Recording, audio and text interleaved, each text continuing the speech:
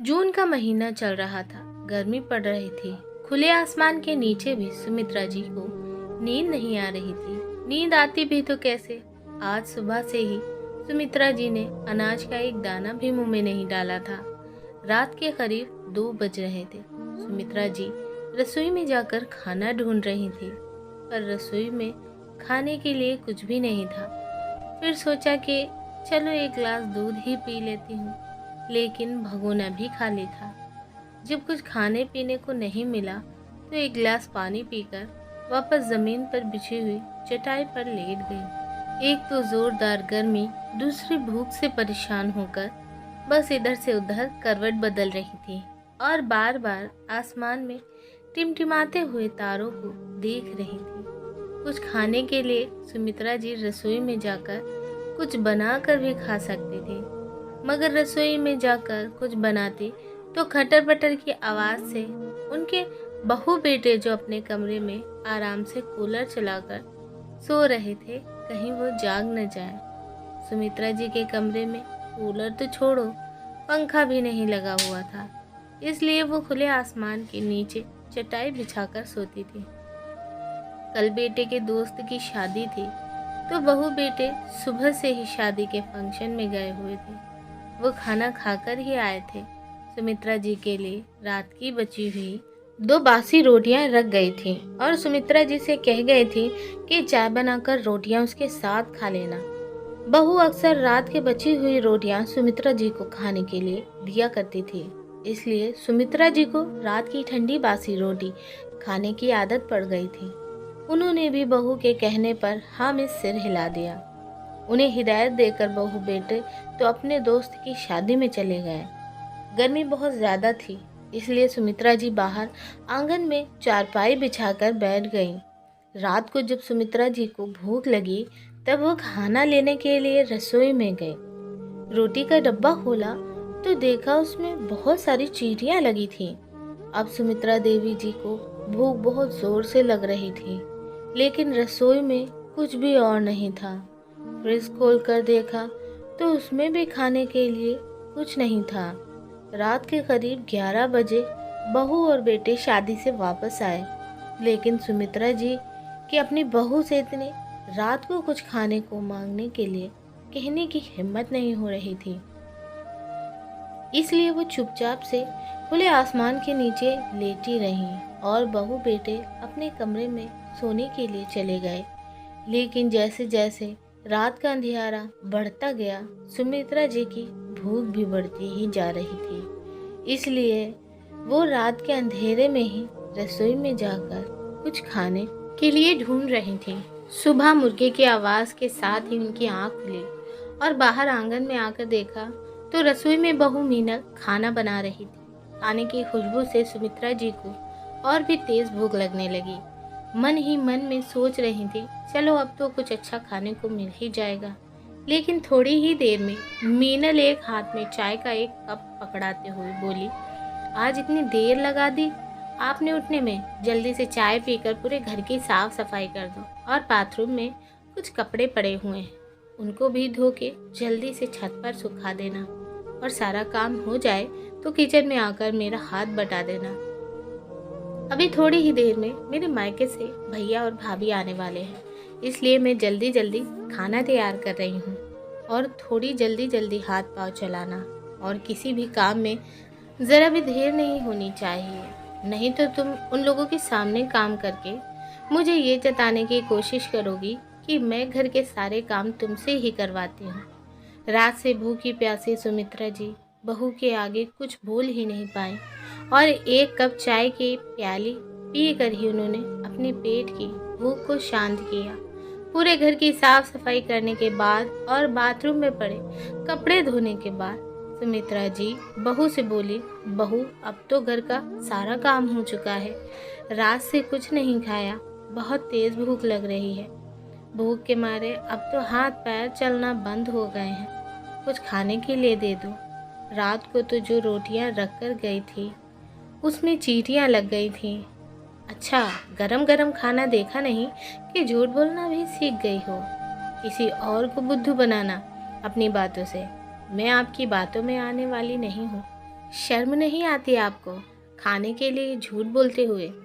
अभी आपको कुछ खाने के लिए नहीं मिलेगा जब तक मेरे मायके से भैया और भाभी आकर खाना नहीं खा लेते। अरे अगर कुछ काम पड़ गया तो, अगर कुछ बच जाएगा तो मैं बाद में दे दूंगी। और अब इधर मेरे सर पर मत खड़ी रहो। हाथ में 2 बिस्किट थमाते हुए मीनल बोली, जाओ अपने कमरे में बैठकर इन्हें खाकर वहीं पर बैठना। जब मेरे मायके वाले आए तो उनके सामने मत आना। सुमित्रा जी हाथ में 2 बिस्किट लिए और बहू की कड़वी बातों को सुनकर अपने कमरे में जाकर बैठ गई। और अपने बेटे से भी क्या कहूँ, जब मेरा बेटा भी अपनी पत्नी की ही सारी बातें सुनता है। जब से शादी हुई है उसने तो अपनी बूढ़ी माँ की तकलीफ दिखाई ही नहीं देती। कितनी पूजा पाठ और मन्नत मान्यताओं के बाद हमें बेटा मिला था। सोचा था बुढ़ापे में हमारे जीने का सहारा बनेगा, लेकिन बेटा अपनी माँ को देखकर भी अनदेखा कर देता है। उसे तो बस अपनी पत्नी मीनल के अलावा और कोई दिखाई ही नहीं देता, ना ही सुनाई देता है। कभी 2 पल के लिए भी मेरे पास बैठकर ये नहीं पूछता कि माँ आपने दवाई खाई है या नहीं खाई है, खाना खाया है या नहीं खाया है, आपकी तबीयत ठीक है या नहीं ठीक है। अपने बेटे के मुंह से माँ शब्द सुनने के लिए भी मेरे कान तरस जाते हैं। जब भी मुझे कुछ बोलता है तो बस आग ही उगलता है। ऐसा लगता है कि उसकी बातों से जैसे अभी ही अपनी माँ को कच्चा ही चबा जाएगा। हमने उसे सारे ऐश आराम दिए। हमारे पास एक कमरा का छोटा सा घर था और एक छोटी सी कपड़े की दुकान थी। धीरे धीरे मेहनत करके उसके पिता ने उस दुकान को बहुत बड़े कारोबार में बदल दिया था और एक छोटे से घर की जगह एक बड़ा सा नया घर बनवा लिया था। अपने बाबूजी के साथ बैठकर उसने बिजनेस करना सीखा था। पढ़ाई पूरी होने के बाद अजय अपने पिता के साथ काम करता था। जब तक ये जिंदा थे तब तक तो सब कुछ ठीक चल रहा था। उन्होंने अपने रहते ही अजय की शादी भी करवा दी थी। सब कुछ बहुत अच्छा ही चल रहा था। ऐसा लग रहा था भगवान ने ढेर सारी खुशियाँ हमारे घर में दे दी हों।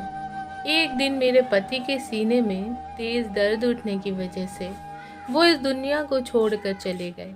मेरी तो जैसे दुनिया ही उजड़ गई थी। जब तक मेरे पति जिंदा थे कभी भी इस घर में खाने पीने की कमी नहीं हुई थी, क्योंकि सारी भाग दौड़ मेरे पति के ही हाथ में थी। अगर मुझे कभी कुछ खाने पीने का मन होता था तो वो बाजार से लाकर दिया करते थे और रात को रबड़ी भी लाकर खिलाया करते थे। जब से मेरे पति इस दुनिया को छोड़कर गए मेरी तो जिंदगी ही बदल गई। उनके जाने के बाद बहू बेटे का व्यवहार भी बदल गया। धीरे धीरे करके बेटे ने दुकान पर पूरा कब्जा कर लिया और बहू ने घर पर मुझसे मेरा कमरा भी छीन लिया गया और नौकर वाले कमरे में मुझे बिठा दिया गया और घर से बाहर निकलने पर भी पाबंदियां लगा दी गई। एक बार अचानक मेरी तबीयत बहुत ज़्यादा ख़राब हो गई। जब बेटे से दवाई लाने के लिए कहा तो उसने उल्टा जवाब देते हुए कहा, मेरे पास आपके लिए फालतू पैसे नहीं हैं खर्च करने के लिए, चुपचाप कमरे में पड़ी रहो। बीमारी की हालत में भी बहू पूरे घर का सारा काम मुझसे कराती थी। जब भी अगर मुंह से कुछ बोल देती तो घर में कलेश हो जाया करता था। इसी कलेश की वजह से सुमित्रा जी हमेशा चुप रहती थी। सुमित्रा जी के पति को गुजरे हुए 15 साल हो चुके थे। बहू और बेटे का व्यवहार और भी ज़्यादा खराब होता जा रहा था। अब तो उन्हें 2 वक्त की रोटी भी बहुत मुश्किल से मिलती थी। सुमित्रा जी की एक पोती थी, वो इंजीनियरिंग की पढ़ाई के लिए विदेश चली गई थी। जब उसकी पोती शैली छोटी थी तब सुमित्रा जी अपनी पोती के संग अक्सर खेला करती थी। शैली को भी अपनी दादी के संग घूमना फिरना बहुत अच्छा लगता था। वह अपनी दादी के संग अक्सर पार्क में खेलने जाया करती थी। और रात में जब तक वो अपनी दादी से कहानी नहीं सुन लेती थी तब तक उसे नींद नहीं आती थी। स्कूल से आने के बाद अपनी सारी स्कूल की बातें अपनी दादी को बताया करती थी। सुमित्रा जी ज़्यादा पढ़ी लिखी तो नहीं थी, लेकिन फिर भी वो अपनी पोती की पढ़ाई में थोड़ी बहुत मदद कर दिया करती थी। शैली बड़ी होकर इंजीनियर बनना चाहती थी, इसलिए स्कूल खत्म होते ही अजय और मीनल ने उसे पढ़ने के लिए अमेरिका भेज दिया। और जब से शैली पढ़ने के लिए अमेरिका चली गई थी तब से तो सुमित्रा जी बिल्कुल ही अकेली रह गई थी। एक वही तो थी जिसके संग बात करके सुमित्रा जी अपने सारे गम भूल जाया करते थे। शैली ही अपनी दादी की दवा और उनके खाने पीने की सारी ज़रूरतों का ध्यान रखती थी। घंटी बजी और सुमित्रा जी अपनी यादों के समुद्र से बाहर आ गए। मैं समझ गई थी कि बहू के मायके से उसके भैया और भाभी आ चुके हैं, लेकिन वो बाहर निकलकर नहीं देख सकती थी क्योंकि बहू ने उन्हें बाहर आने के लिए मना किया हुआ था। बहू अपने मायके वालों के साथ हंसी मजाक कर रही थी, जोर जोर से बातें कर रही थी, नाश्ता पानी भी चल रहा था। रात से भूखी सुमित्रा जी अपने कमरे में बैठी बैठी इंतजार कर रही थी कि कब बहू के भाई भाभी खाना खाकर जाएं तो मुझे भी फिर से कुछ खाने को मिले। बहू के मायके वालों को आए हुए 2 घंटे से भी ऊपर हो चुके थे। थोड़ी देर बाद सभी लोग डाइनिंग टेबल पर आकर बैठ गए और सब खाना खाने लगते हैं। खाने की खुशबू से सुमित्रा जी को और भी तेज भूख लगने लगी। अब तो उनके पेट की अतड़ियाँ सूख कर काटा हो गई थी। वो पानी पी पी कर अपनी भूख मिटाने की कोशिश कर रही थी, लेकिन पानी भी पीते पीते खत्म हो चुका था। इसलिए मैं पानी लेने के लिए अपने कमरे से बाहर निकलकर रसोई में गई। तभी मैंने सुना मेरी बहू की भाभी कह रही थी कि दीदी, आपकी सास घर में कुछ कामकाज करती है आपके संग में या नहीं, यह दिन भर पड़े पड़े खाती रहती है। नहीं भाभी, आप भी कैसी बातें कर रहे हो, अभी तो बुढ़िया बूढ़ी हो गई है। हाँ, ज्यादा नहीं, थोड़ा बहुत काम काज कर लेती है। अरे बैठे बैठे थोड़ी मुफ्त की उसको खाना खिलाती रहूंगी। सुमित्रा जी रसोई में खड़ी खड़ी अपनी बहू की बातों को सुन रही हैं। बहू के शब्द उन्हें तीर की तरह चुभ रहे थे। उनकी आंखों से लगातार आंसू की धारा बह रही थी। वो मन ही मन सोच रही थी कि बहू कह तो ऐसे रही है जैसे मैं उसकी कमाई खा रही हूँ। अरे ये घर दुकान सब कुछ मेरे पति का है। सोचते सोचते सुमित्रा जी के हाथों से पानी का ग्लास गिर गया और पूरी रसोई में चारों तरफ पानी फैल गया। और पूरी रसोई में पानी देखकर बहू ने बुरी तरीके से तमतमाते हुए सुमित्रा जी के गाल पर एक जोरदार तमाचा खींचकर दे मारा। तुम्हारा दिमाग खराब हो गया है? जब मैंने तुमको मना किया था रसोई में मत आना, फिर क्यों रसोई में आई? बुढ़िया, आज तो तेरी खैर नहीं। तेरी चटोरी जीभ तुझको यहाँ ले आई होगी। पूरी रसोई गंदी करके रख दी। चल जल्दी से साफ कर। बहू का चिल्लाना और थप्पड़ मारना क्या कुछ कम था? तभी बेटा भी पीछे से चिल्लाता हुआ कहता है, माँ, जब तुम्हारी बहू ने मना किया था तो फिर तुम किचन में आई क्यों? सबका दिमाग खराब करती रहती हो। अरे पूरे घर में इधर उधर घूमना जरूरी है तुम्हारा? अपने कमरे में एक जगह बैठा नहीं जाता तुमसे? शांति से देखो, कर दिया ना परेशान अपनी बहू को। और दोनों पैर पटकते हुए बहू बेटे रसोई से चले गए।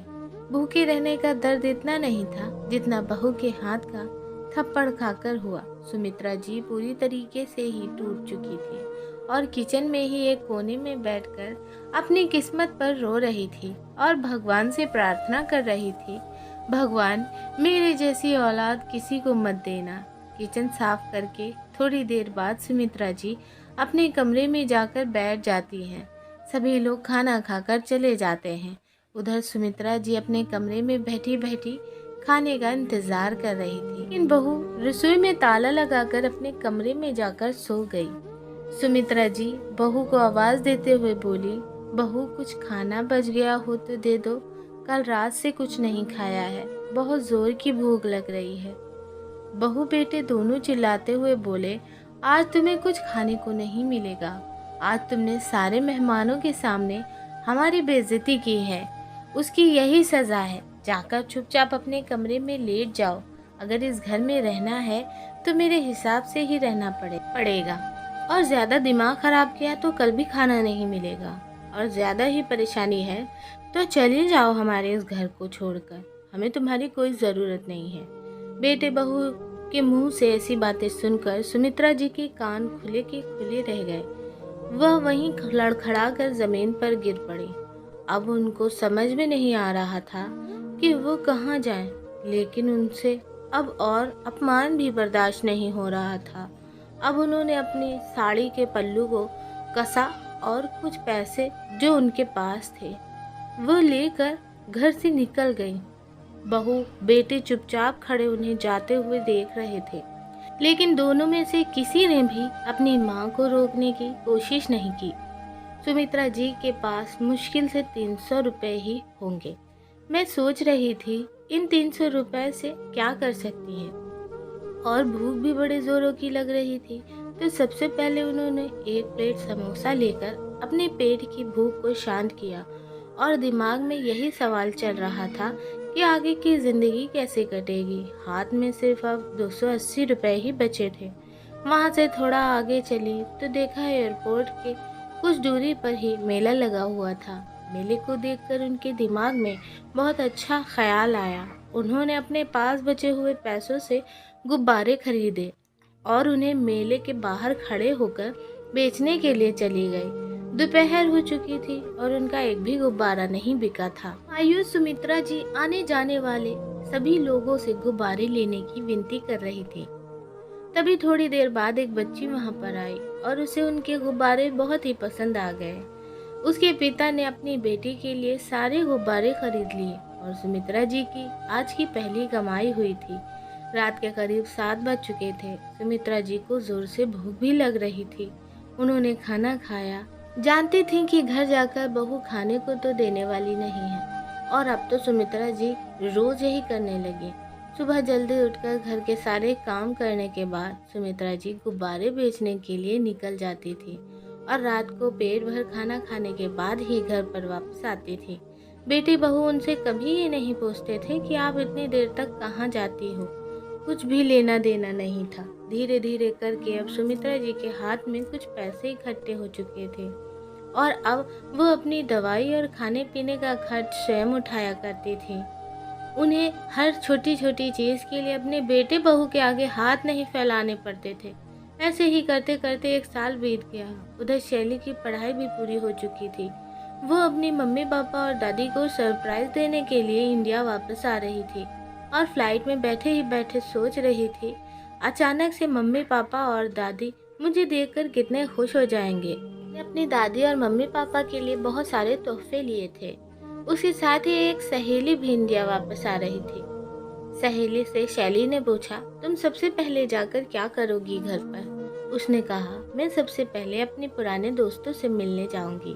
फिर उसकी दोस्त ने शैली से पूछा कि तुम क्या करोगी सबसे पहले घर जाकर? शैली ने कहा, मैं तो सबसे पहले अपनी दादी को जोर से हक करूंगी, फिर उनके हाथों से खाना खाऊंगी, उनके संग रात में मीठी मीठी सी कहानी सुनूंगी। कितना मिस किया है मैंने इन सब सारी चीजों को। बातें करते करते कब दोनों सहेलियां इंडिया पहुंच गईं पता ही नहीं चला। एयरपोर्ट के बाहर आई तो थोड़ी दूर पर देखा उसने कि मेला लगा हुआ था। उसकी सहेली ने मेला देखने की जिद की, लेकिन शैली को तो अपने घर जाने की जल्दी थी। लेकिन सहेली की बात भी वो टाल नहीं सकती थी, इसलिए थोड़ी देर के लिए वो मेले देखने के लिए चली गई। जैसे ही शैली मेले के पास पहुंची तो वहां गेट पर ही उसकी दादी एक डंडे पर बहुत सारे गुब्बारे लिए बेच रही थी। अपनी साड़ी के पल्लू से बार बार अपना पसीना पोंछ रही थी। शैली की सहेली ने भी कहा, देखो शैली, ये तो तुम्हारी दादी जैसी ही लग रही हैं। दोनों ने पास जाकर देखा तो शैली की आंखें फटी की फटी रह गईं। वो तो सचमुच उसकी दादी ही थी। दादी की निगाहें अपने गुब्बारों पर ही थी। उन्होंने पास आई शैली को बिना देखे ही कहा, बेटी 2 रुपए का एक गुब्बारा है। शैली की आंखों से झरझर आंसू बह रहे थे। उसने कहा, दादी एक नहीं, मुझे तो सारे ही गुब्बारे चाहिए। अपनी पोती की आवाज़ सुनकर सुमित्रा जी ने नज़र उठाकर देखा तो सामने शैली ही थी। दोनों दादी पोती कसकर गले लगकर फूट फूट कर रोने लगे। पास में खड़ी शैली की सहेली ये सारा नज़ारा देख रही थी और उसकी भी आंखों से आंसू निकल रहे थे। शैली ने अपनी दादी से पूछा, दादी आप यहाँ क्या कर रही हो और ये गुब्बारे क्यों बेच रही हो? इस उम्र में जब आपको आराम करना चाहिए तब आपको गुब्बारे बेचने की क्या ज़रूरत पड़ गई? पापा कहाँ हैं? क्या उन्होंने आपको ये सब करने से नहीं रोका? कितनी गर्मी पड़ रही है, अगर आपको कुछ हो जाता तो? मैं पहले ही अपने दादाजी को खो चुकी हूँ। दादी सच सच बताइए, ये सब काम करने की आपको क्या ज़रूरत पड़ गई? पोती के मुंह से इतने प्यार भरे शब्द सुनकर सुमित्रा जी और भी तेज फूट फूट कर रोने लगी और उन्होंने अपने ऊपर हुए अत्याचारों के बारे में अपनी पोती को सब कुछ बता दिया। अपने माता पिता की ऐसी हरकतें सुनकर शैली तंग रह गई। ये सब सुनकर ऐसा लग रहा था जैसे उसके सर पर आसमान टूट पड़ा हो। वो तो अपने माता पिता को अपना भगवान समझती थी। भगवान के भेष में शैतान भी हो सकते हैं, उसे नहीं पता था। उसने अपने माँ बाप को सबक सिखाने का निर्णय कर लिया था। तभी रानी से कहा, तुम कुछ दिन के लिए मेरी दादी को अपने संग रख सकती हो। ये तेरी नहीं, मेरी भी दादी है। ये जब तक चाहें तब तक ये मेरे घर पर रह सकती हैं। शैली की दादी शैली की दोस्त रानी के घर रहने के लिए चली गई। शैली ने कहा, दादी मैं आपसे हर रोज़ मिलने आती रहूँगी। शैली अपनी दादी को रानी के घर छोड़कर अपने घर पर आ गई। डोरबेल बजाई। उसके मम्मी पापा उसे देखते ही चौंक गए। अरे बेटा शैली, तुम यहाँ? तुमने आने से पहले बताया क्यों नहीं कि तुम इंडिया वापस आ रही हो? अरे हमें पहले बता देती तो तुम्हारे स्वागत की बहुत ही अच्छी तैयारी करके रखते। शैली ने कहा, मम्मी अगर मैं पहले बता देती तो जो मेरी आंखों ने देखा है वो मैं कैसे देख पाती। अच्छा ये छोड़िए, ये बताइए दादी कहाँ हैं? स्पेशली मैं दादी से मिलने ही तो आई हूँ इंडिया। आपको पता है कल दादी का जन्मदिन है और मैं इस बार दादी का जन्मदिन बहुत ही धूमधाम से मनाना चाहती हूँ। अच्छा आप रुकिए, मैं दादी के कमरे में जाकर उनसे मिलकर आती हूँ। वो आवाज़ लगाती और उनके कमरे में चली गई, लेकिन वहाँ तो दादी थी ही नहीं। वो बस अपनी मम्मी पापा के सामने ये सब नाटक कर रही थी। मैंने पूरा घर देख लिया, दादी कहीं नहीं दिखाई दे रही थी। मीनल ने कहा, बेटा कहीं गई होंगी आस पड़ोस में, वरना पूरा दिन तो घर में ही पड़ी रहती हैं और खाया पिया पड़ गई। मम्मी पापा के मुंह से ऐसी बातें सुनकर शैली आश्चर्यचकित थी। सुबह से रात हो चुकी थी, लेकिन सुमित्रा जी अभी भी घर पर नहीं आई थी। पापा दादी अभी तक घर नहीं आए हैं। क्या आपको कहकर गई थी कि कहाँ जा रही हैं? बेटा तुम्हारी दादी हमें कुछ बताकर नहीं जाती है। जब मन करता है कहीं भी निकल जाती है और जब मन करता है आ जाती है। रात बहुत हो चुकी थी और सब लोग कमरे में जाकर सो गए थे। कमरे में आने के बाद शैली अपनी दादी से फ़ोन पर बातें करती है। कहती है, दादी मैंने जाल बिछा दिया है, बाकी का काम हम कल करेंगे। दूसरे दिन सुबह शैली सुमित्रा जी को लेकर घर आ जाती है। बेटे बहू अपने सामने अपनी माँ को देखते ही हक्के बक्के रह जाते हैं। मीनल ने कहा, बेटा कहाँ मिली तुम्हें ये बुढ़िया? माँ आपने तो मुझे बताया ही नहीं था कि दादी कहाँ गई हैं। दादी का जन्मदिन था तो मुझे तो ढूंढना ही था दादी को। आप लोग कितने एहसान फरामोश हो, झूठ पर झूठ। अरे अगर कल मैंने दादी को एयरपोर्ट के बाहर गुब्बारे बेचते हुए नहीं देखा होता तो मैं तो आपकी बातों में आ ही गई होती। माँ आप एक औरत होकर भी अपनी बुरी सास के संग ऐसा कैसे कर सकती हैं? अरे माँ के चरणों में तो स्वर्ग होता है और आपने इस माँ के गाल पर तमाचा मार दिया। पापा आपको नर्क में भी जगह नहीं मिलेगी। दादी ने तो आपको जन्म दिया है ना, तो क्या आपको अपनी माँ की तकलीफ समझ में नहीं आती? अरे यही अगर मैं आप लोगों के संग करूँ तो आपको कैसा लगेगा? आप दोनों से मुझे ऐसी उम्मीद नहीं थी। अरे ये घर दुकान सब कुछ मेरी दादी दादू का है और फिर आपने इन्हें इन्हीं के घर से जाने के लिए कह दिया। 2 रात की सूखी बची हुई रोटियां देते थे, कमरे में एक पंखा तक नहीं लगाया आपने उनके, और कोई अपने घर में नौकरों के संग भी इतनी घटिया हरकत नहीं करता जो आपने किया है अपनी माँ के संग। इस बात की सज़ा तो आपको मिलकर ही रहेगी। शैली सुबह दादी को लेने से पहले पुलिस स्टेशन जाकर अपने माँ बाप के खिलाफ रिपोर्ट लिखा कर आई थी, और थोड़ी ही देर में इंस्पेक्टर साहब घर पहुंच जाते हैं और सुमित्रा जी को हैरेसमेंट करने के जुर्म में दोनों को गिरफ्तार कर लेते हैं। तभी सुमित्रा जी पुलिस इंस्पेक्टर को कहती हैं, इंस्पेक्टर साहब 1 मिनट रुकिए, और अजय के पास जाकर एक ज़ोरदार तमाचा उसके गाल पर मारते हैं और कहती हैं, भगवान ऐसी औलाद किसी को मत देना, इससे तो अच्छा है हर माँ को भी औलाद ही रहने देना।